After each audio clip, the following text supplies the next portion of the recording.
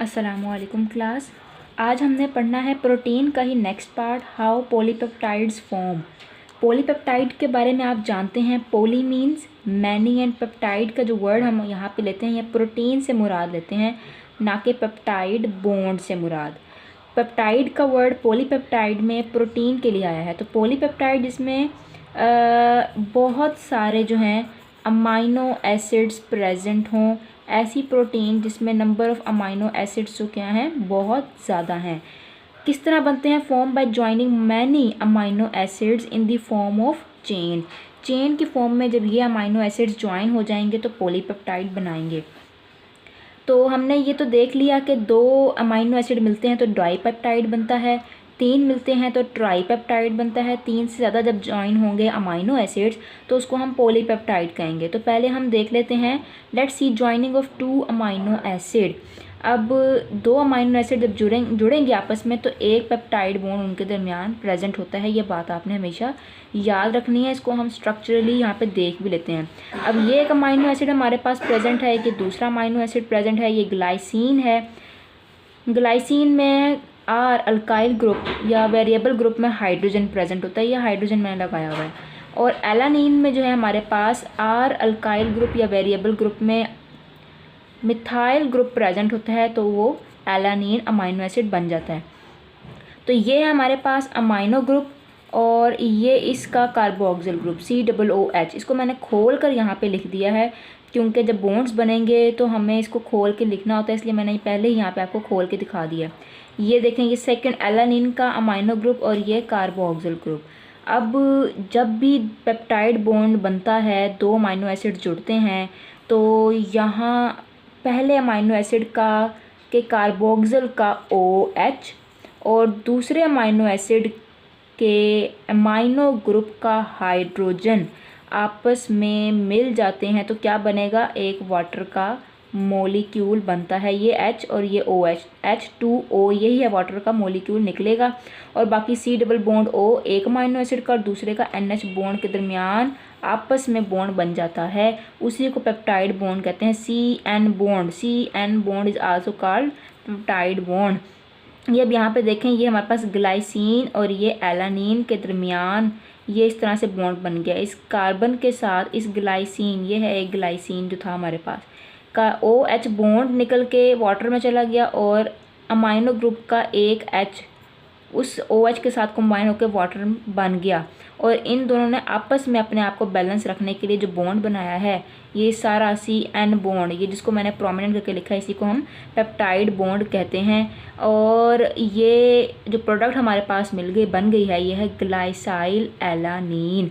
ये एक डाईपेप्टाइड है जिसमें di means 2 and peptide mean यहाँ पे अमाइनो एसिड। ऐसा प्रोटीन जिसमें 2 अमाइनो एसिड प्रेजेंट हैं उसको हमने डाईपेप्टाइड बोल दिया है। ये तो हमने डाईपेप्टाइड की बात देख ली। अब हमने देखना है कि किस तरह से पॉलीपेप्टाइड बनता है। अब ये एक ग्लाइसिन एलानिन मैंने दिए हुए हैं। ये दरमियान में, इन सब के दरमियान डाईपेप्टाइड की तरह जिस तरह आपने बॉन्ड बनाया, आपस में इनका बॉन्ड बना देना है तो हमारे पास काफ़ी सारे पेप्टाइड बॉन्ड्स बन जाएंगे और बहुत सारे अमाइनो एसिड ने मिलकर जो ये बनाया है तो ये पॉलीपेप्टाइड चेन बन गई है। आप देख रहे हैं इसको, ये चेन की फॉर्म में है। तो यही है हमारे पास पॉलीपेप्टाइड।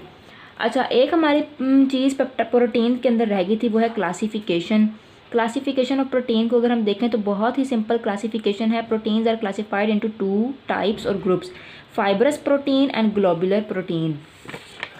ये हमारे पास फाइब्रस प्रोटीन और सेकंड है हमारे पास ग्लोबुलर प्रोटीन। तो नाम से ही पता चल रहा है फाइब्रस प्रोटीन जो फाइबर लाइक होगी। ये एग्जांपल को हम बाद में देखते हैं, पहले पॉइंट्स पढ़ लेते हैं। कैसी प्रोटीन है जी?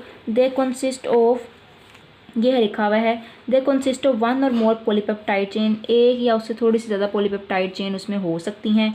किस फॉर्म में? In the form of fibrils की फॉर्म में, धागे की तरह फाइबर की फॉर्म में ही हमेशा ये प्रेजेंट होंगी। हमने 4 तरह की स्ट्रक्चर्स ऑफ प्रोटीन पढ़ी थी, उनमें से सेकेंडरी स्ट्रक्चर आमतौर पे इन प्रोटीन में प्रेजेंट होती है। ये वाटर में सोलूबल नहीं होती हैं, they are insoluble in aqueous medium, they are non crystalline. अगर इनको फ्रीज़ किया जाए तो इनके क्रिस्टल्स नहीं बनते, जैसे वाटर के क्रिस्टल्स बन जाते हैं तो इन प्रोटीन के क्रिस्टल्स नहीं बनेंगे। कार्बोहाइड्रेट, शुगर के क्रिस्टल बन जाते हैं, आप खाते हैं शुगर तो वो भी क्रिस्टलाइन फॉर्म में है, लेकिन इसके क्रिस्टल नहीं बनते हैं। इलास्टिक इन नेचर, ये फाइब्रस प्रोटीन की बातें हैं, चारों पॉइंट्स। अब ग्लोबुलर प्रोटीन को देख लेते हैं। नाम से जाहिर हो रहा है ऐसी प्रोटीन जो ग्लोब यानी कि सर्कुलर काइंड ऑफ स्ट्रक्चर रखे।